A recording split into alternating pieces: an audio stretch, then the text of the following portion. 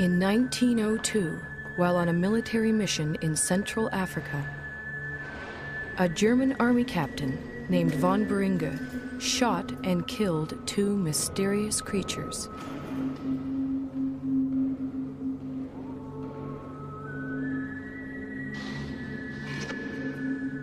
He then sent the skull and bones of one of them back home to Germany.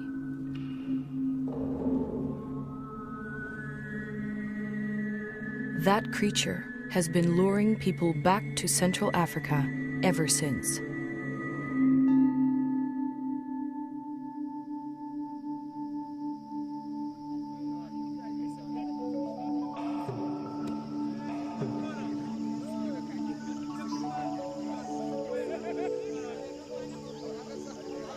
In 1921, American naturalist Carl Akeley made his way to the gorilla's ancestral home. The Virunga volcanoes, in what was then the Belgian Congo. Akeley brought a movie camera to document his visit, and a little girl to help prove Africa wasn't such a dark continent.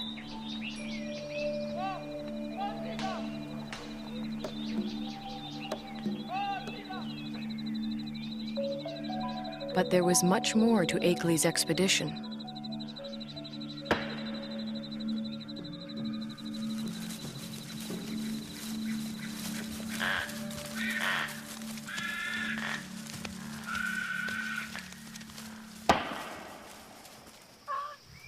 Akeley had come to collect mountain gorilla specimens for exhibit in New York.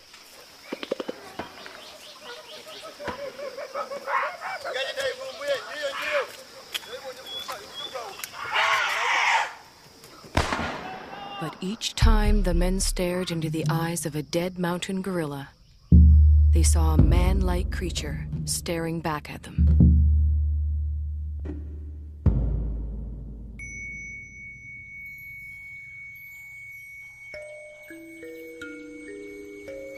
Akeley decided the killing must end. He urged Belgium's King Albert to make a permanent sanctuary of the gorilla's home.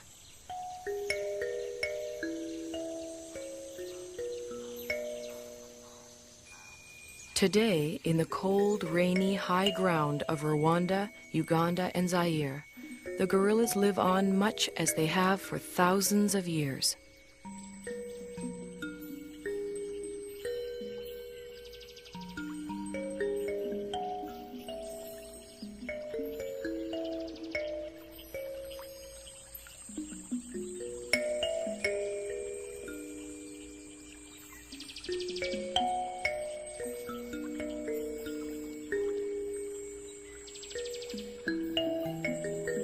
Only now their mountain home is tiny and isolated, pressed in on all sides by people and farmland.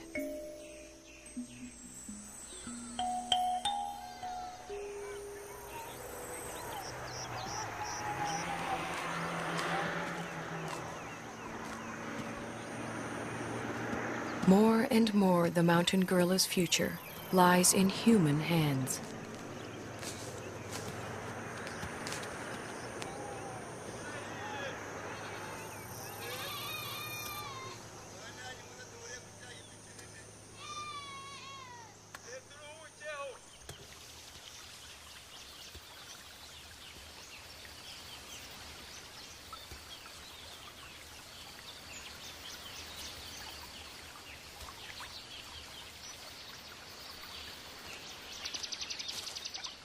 American field biologist George Schaller was the first person to study mountain gorilla behavior.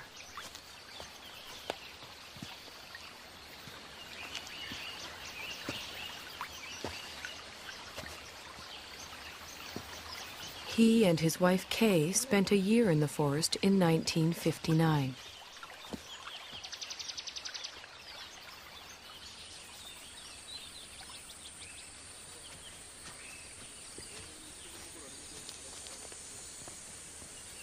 A number of other scientists have followed.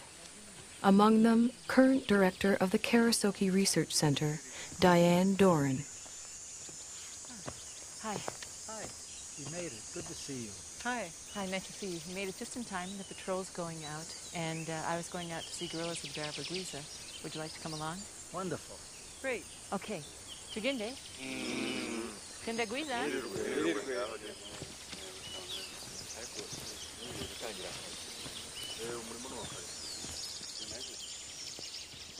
Gorilla researcher Diane Fossey established Karasoke in 1967 in the forest she grew to love.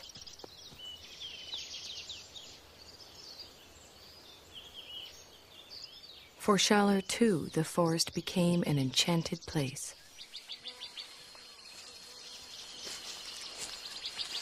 Some of my most magical moments with wild animals were watching gorillas, staying with them day and night. I used to do all my own gorilla tracking. You walk along slowly, you see the broken vegetation, you smell the animals. There's the musty, somewhat sweet odor of gorillas in the air.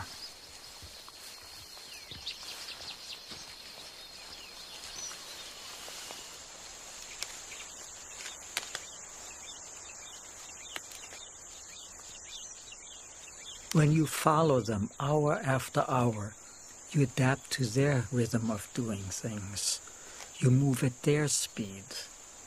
You start thinking at their speed, almost.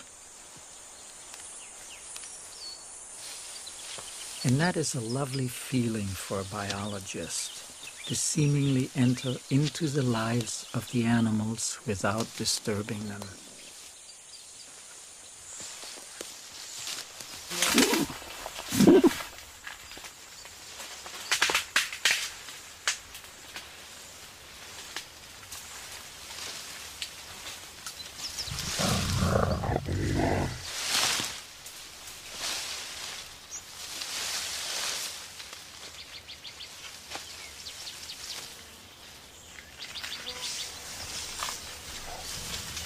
When approaching the animals, scientists try not to be too quiet. Mountain gorillas like to know when people are near.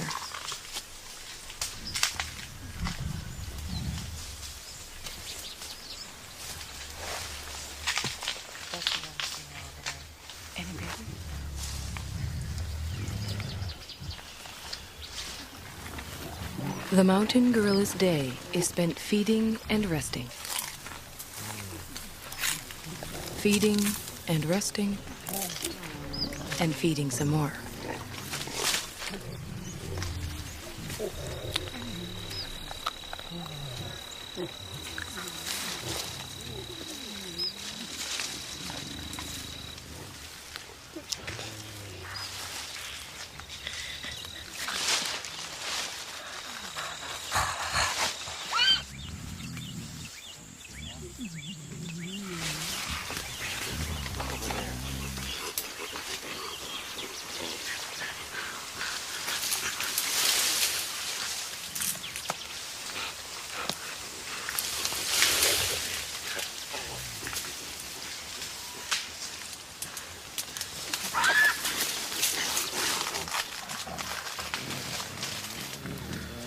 There are only a few hundred mountain gorillas left in the world. Most live as part of a family. The father and protector of this family is the male silverback, Umagumi. He acts as a magnet for the group. The females gather around him. Their infants and offspring gather around them.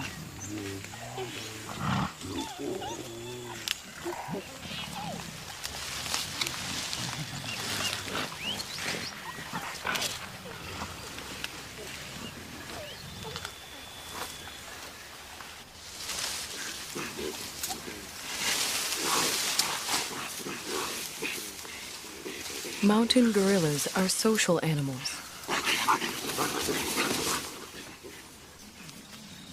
The closeness begins in infancy.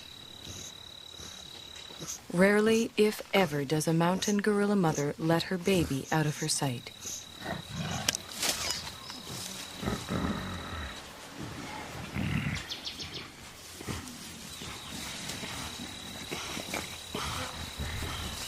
The baby, for his part, likes nothing better than to make contact with the other members of the group.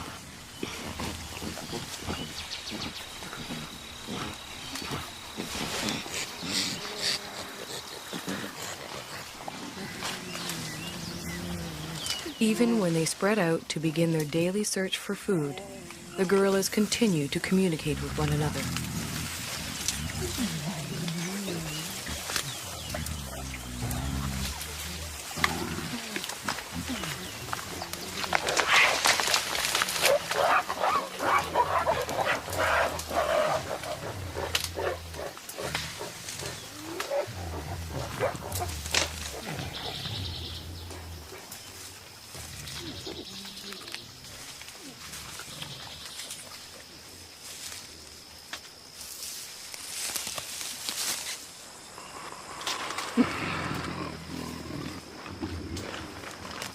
While the adults devote most of their waking hours to foraging for food, the youngsters devote most of theirs to play.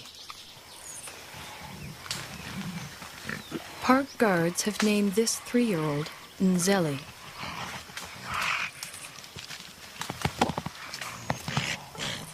They call his friend Imvura.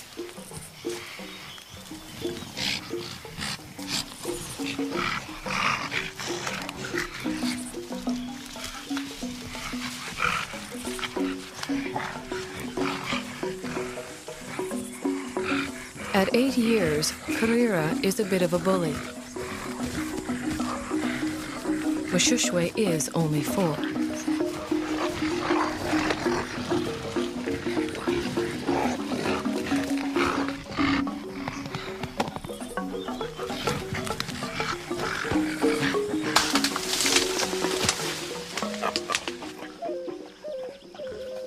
The games they play help the youngsters determine their status in the group.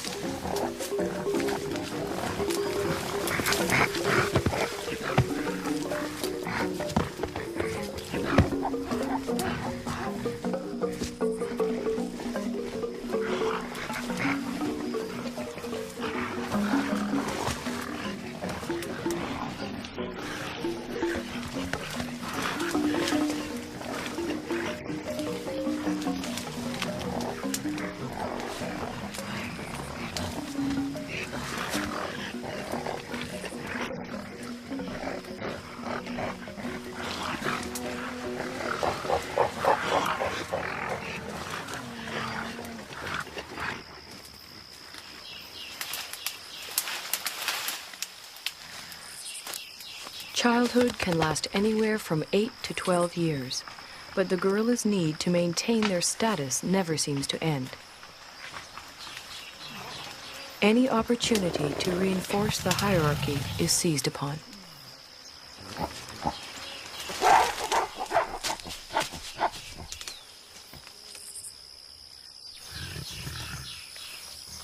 Then comes young adulthood.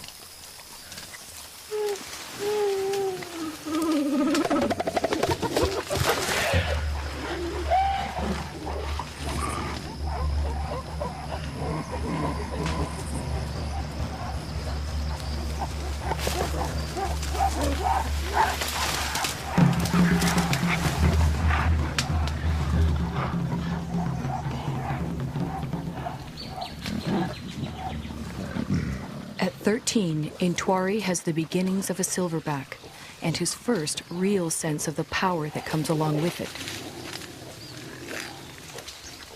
He also has a dedicated young male follower.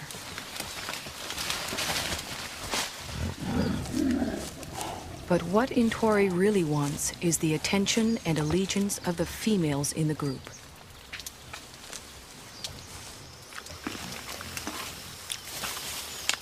Umugumi doesn't seem too threatened by Intwari's advances towards the females. Well over 400 pounds, the dominant male silverback could easily discipline the younger one, or throw him out of the group altogether. For now, Umugumi seems content to focus on the local vegetation, of which he eats some 50 pounds a day.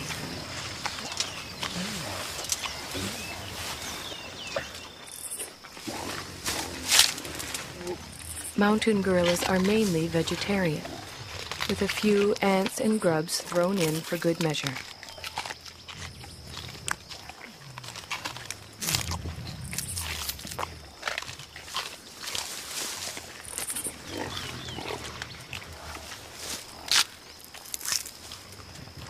Their staple diet includes a bitter, stinging mixture of thistles, nettles, goosegrass, bamboo, and wild celery.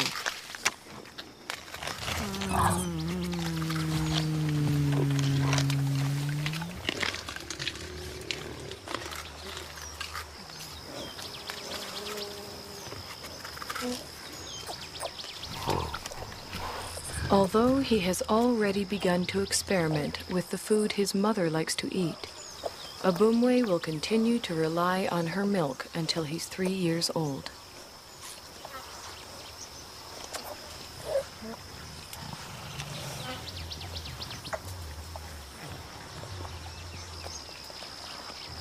By the time he's 4, Abumwe will be strong enough to forage on his own.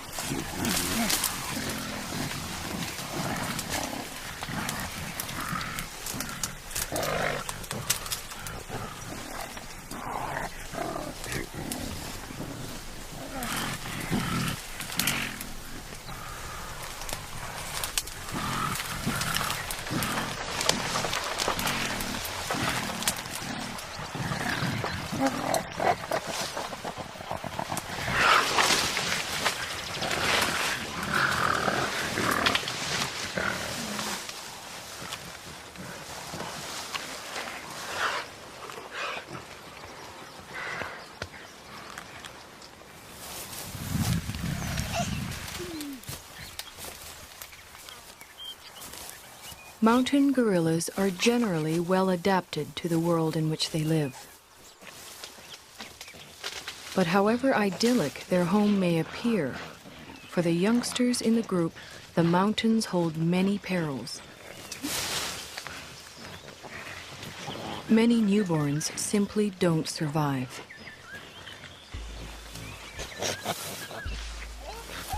Mbele gave birth 2 days ago.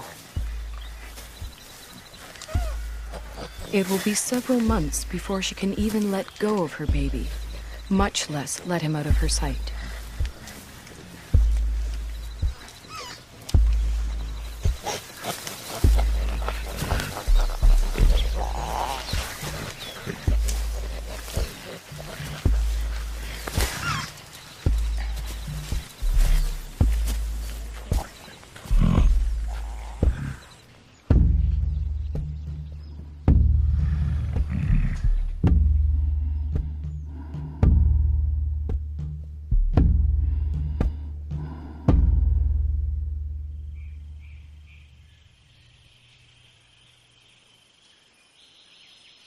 The mountain gorillas are more vulnerable than they know.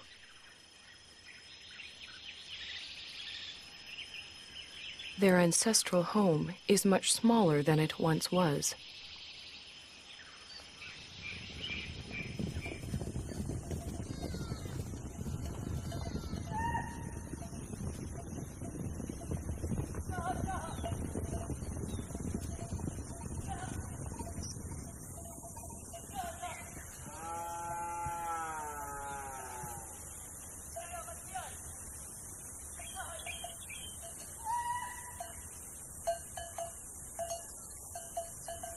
All around them, human activity is increasing.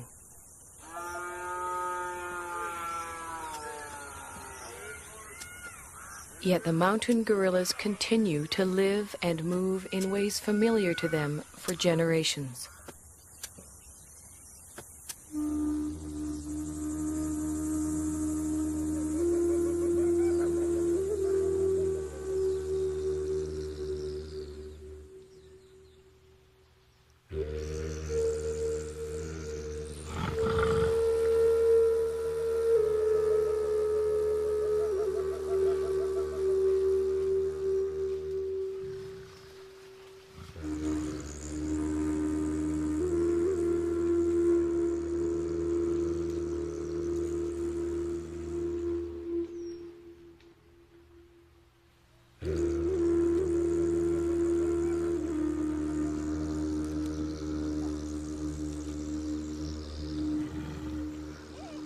They do not distinguish between thistles and meadows that are inside the park and thistles and meadows that are outside it.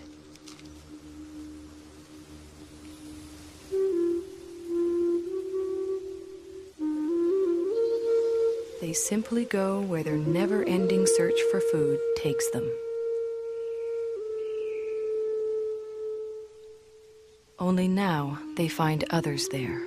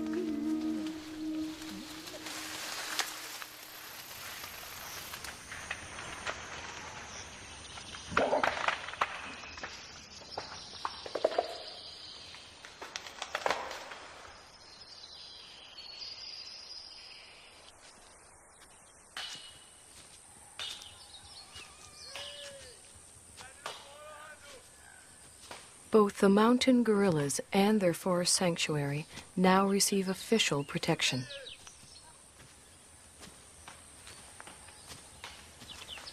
Park guards and anti-poaching patrols go to the forest every day.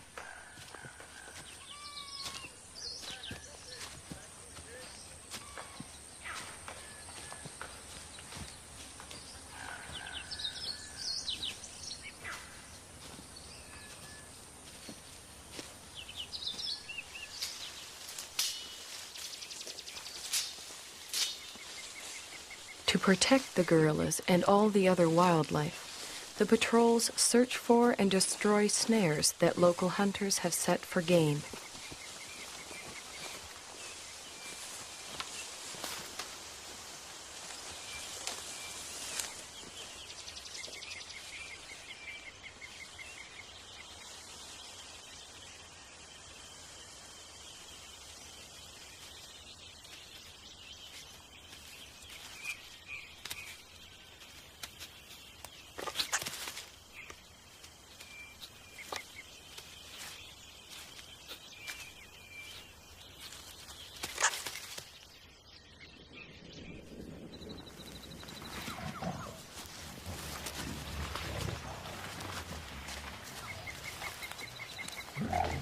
The guards search the forest, checking on the gorillas' whereabouts and welfare.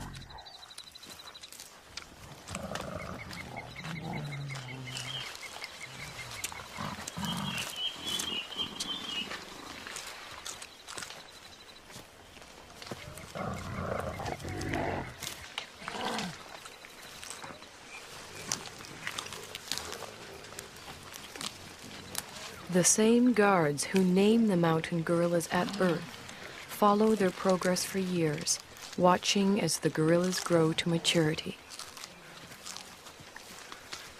Over time, a close relationship develops, a bond between the animals and the men.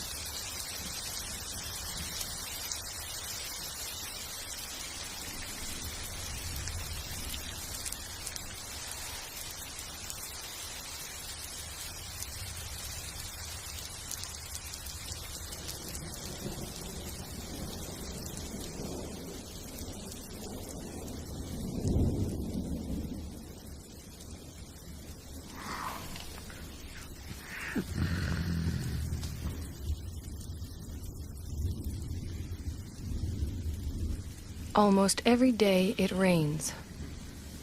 The mountain gorillas don't seem to like it. They don't seem to know what to do about it either, other than simply wait it out.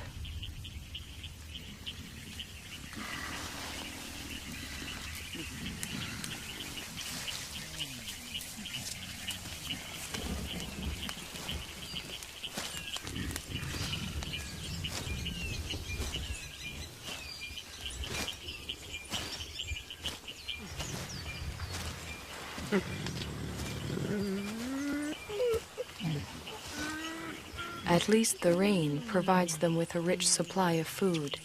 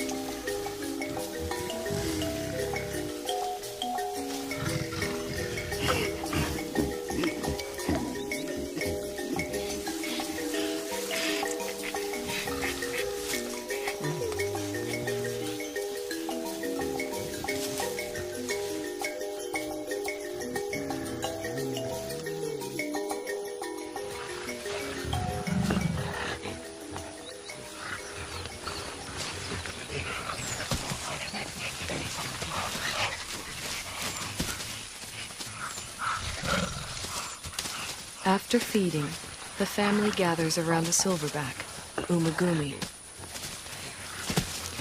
While the adults rest, the youngsters play.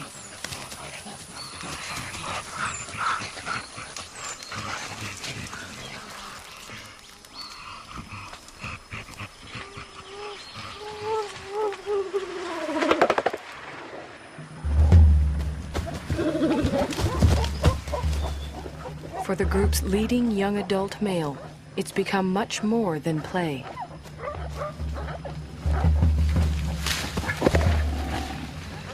Left unchecked, Intwari's newfound strength could eventually tear the group apart.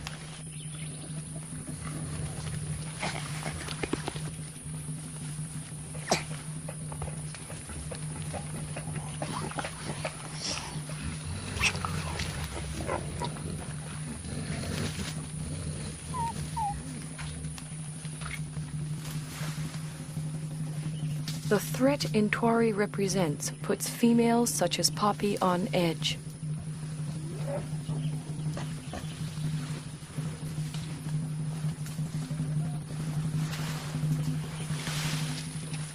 Determined to get some kind of reaction from the others, Intwari bites into an inedible plant and contemplates his next move.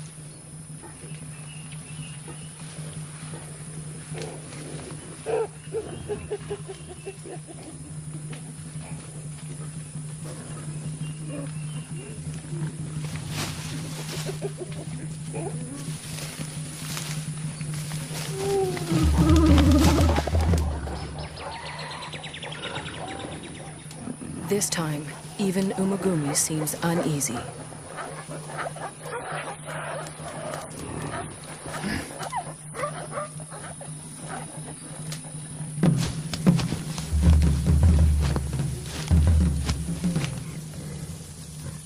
Intwari is presenting himself as their new leader, but the females don't see it that way.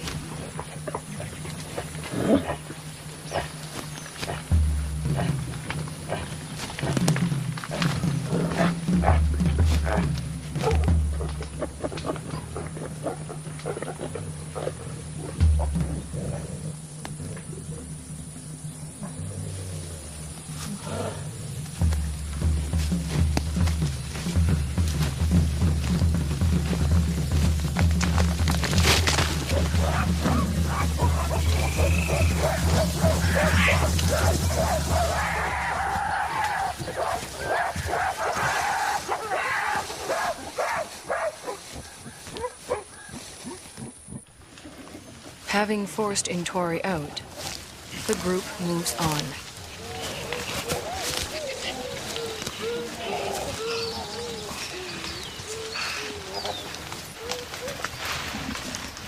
Before she joins them, Poppy, still vibrating with excess energy, vents it on the first young male she can find.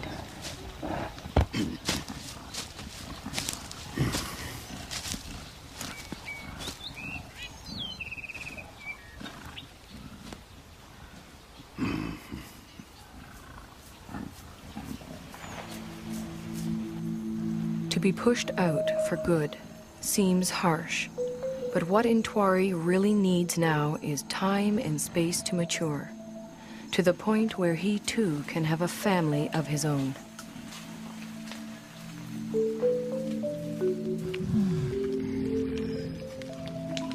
The next few years are critical for Intwari. They are also critical for all the other mountain gorillas.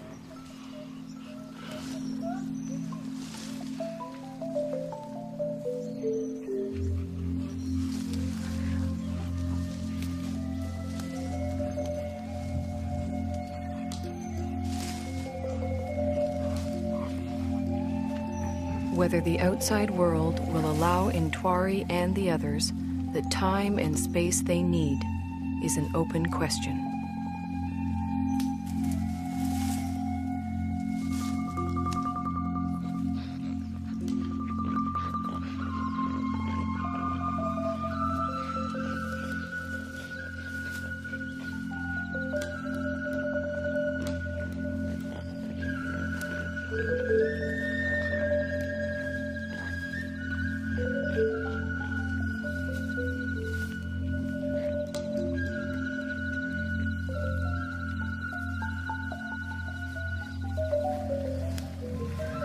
One thing is certain. If the mountain gorillas are to survive, we will have to protect them and their forest home forever.